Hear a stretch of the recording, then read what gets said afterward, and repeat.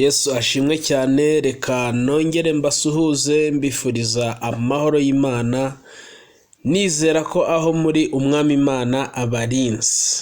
Ni mwene so Iranzi Alfred. Uyu munsi ndagira ngo tuganire ku cyigisho turimo kuganiraho. Twavuze part 1 aho twavugaga ku bintu bine biba ku giti cyatemwe. Turi gusoma icyanditswe kiri hano mu gitabo cy'ubuhamya bwa Yobu, igice cya 14 umurongo wa 7. Igice cya 14 umurongo wa 7 haravuga ngo erega hariho ibyiringiro ko igiti iyo gitemwe cyongera gushibuka kandi kikajya kigira amashami y'ibitontome, nubwo umuzi wacyo usazira mu butaka n'igishyitsi cyacyo kigahera mu mukungugu.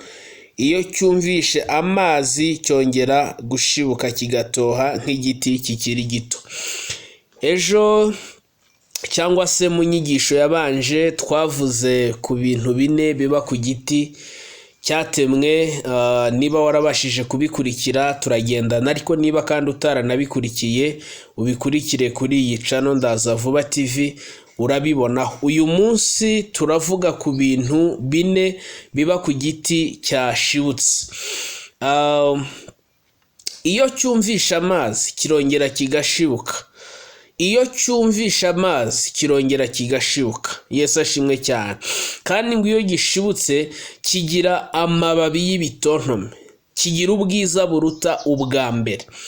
Yesu ashimwe cyane. Ikintu cya mbere kiba ku giti cyashibutse nuko gisubirana izina cyahoranye. Iyo gishibutse gisubirana izina cyahoranye. Ibi bintu mu mubiri bishobora kukugora kubyumva, ariko nubijyana mu mwuka urabyumva.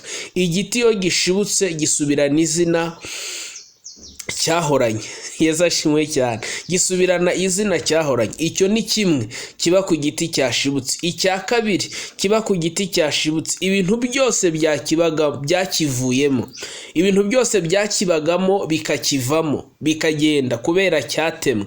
Iyo gishibutse birongera bikagaruka kubera yuko biba bibonye icyo birya, biba bibonye aho byugama, birongera bikagaruka. Icyo ni icya kabiri. Icya gatatu kiba ku giti cyashibutse. Yesu ashimwe cyane. Kigaranzura cyangwa se kivanaho ibintu byose bagiteretseho, bya bindi abahinzi bagiteretseho bari guhinga, bya byondo abahisi n'abagenzi bagisizeho, kirabyigaranzura kikabijugunya. Yesu ashimwe cyane. Ikintu cya kane kiba ku giti cyashibutse nuko kigira ubwiza buruta ubwa mbere. Kigira ubwiza buruta ubwo cyari gifite mbere. Yesu ashimwe cyane. Kubera ko kiba cyashibutse. Mwese murabizi, iyo batemye icyayi, iyo batemye ishyamba, iyo batemye urutoki, iyo bigiye gushibuka bishibukana ubwiza, bishibukana itoto riruta iryo babitemye bifite, kubera ko kiba cyashibutse.